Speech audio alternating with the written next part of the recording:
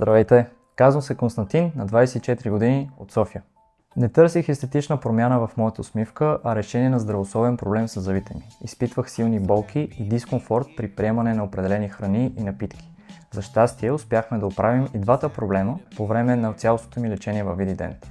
Още при първото ми идване тук имах консултация с доктор Джонева, след която станах повече от очарован и директно изготвихме план за действие. Преди да започне каквото и да е ортодонтско лечение, се фокусирахме върху оправянето на вече съществуващите проблеми, като кариеси, чувствителност, изменение на емайла и други. След като цялостното състояние на зъбите ми беше подобрено, започнахме подготовка за лечение с Invisalign, като сканиране на захапка, подготвяне на лайнери и други. Всички в клиниката са изключително усмихнати и добронамерени.